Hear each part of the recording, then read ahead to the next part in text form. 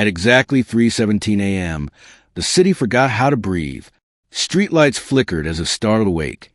Dogs went silent mid-bark, and somewhere between one heartbeat and the next, every clock in the city froze. Not stopped, froze, as though time itself had been caught committing a crime. Ion was awake when it happened. He always was at that hour. From the balcony of his small apartment, he watched the sleeping city below, a city that never loved him back. He was a night security guard in an abandoned museum, a job so quiet that even ghosts would have complained about the boredom.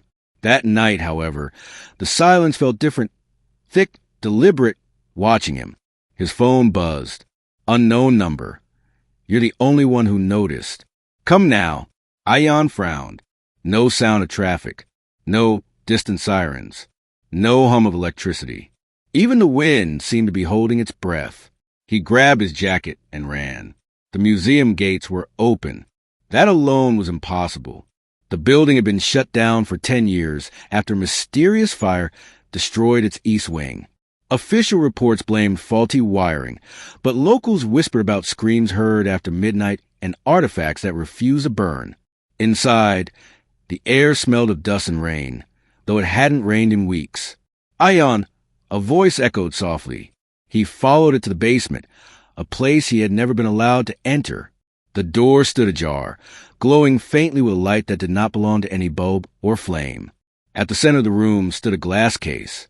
Inside was an object no larger than a human heart, pulsing slowly, casting shadows that moved on their own.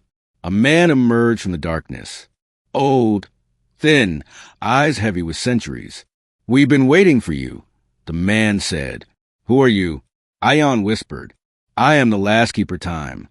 Ion laughed nervously. "You picked the wrong guy." The man shook his head. "No, time did."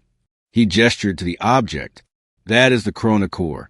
It keeps the flow of moments intact. Tonight, it cracked." Ion stared at it.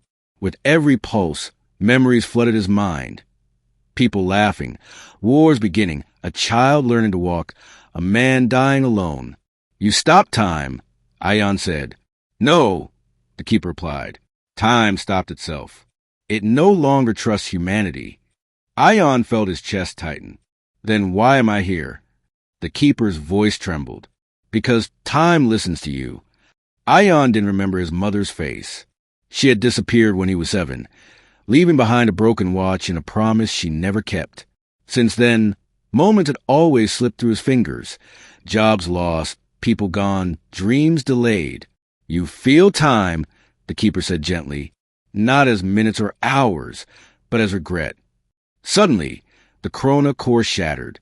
Light exploded through the room. Ion fell. He woke up in his childhood home. His mother was in the kitchen, humming. The clock on the wall ticked. He ran to her, tears blurring his vision. "You're here." She smiled sadly. Only for a moment. The world around them began to fracture like cracked glass. "You can't stay," she said.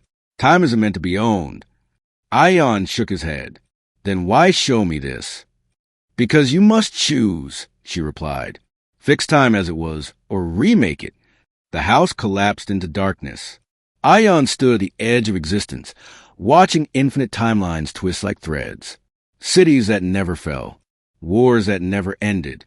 Versions of himself who were rich, famous, cruel, kind, alive, dead. The keeper appeared beside him. "If you repair the Corona Core, time resumes. But humanity forgets this warning. And if I don't, time resets itself. Not gently." Ion thought of the city, of strangers who didn't know they had been spared, of lives paused mid-heartbeat. He stepped forward. Instead of repairing the core, he changed it, just slightly. At 3:18 a.m., the city breathed again. Clocks resumed. Dogs barked. Cars passed. No one noticed anything unusual, except one thing. People began to hesitate before doing harm. Arguments paused mid-sentence. Weapons felt heavier. Lies tasted bitter. Time hadn't punished humanity. It had slowed them down just enough to think. The museum basement was empty when authorities arrived. No keeper. No artifact. Only a note etched into the floor. "Time doesn't heal all wounds. but it gives you the chance to stop making new ones. Ion returned to his quiet life. But sometimes, at exactly 3:17 a.m., his mother's watch, ticks once more than it should, and in that extra second he smiles, because he knows time is still listening.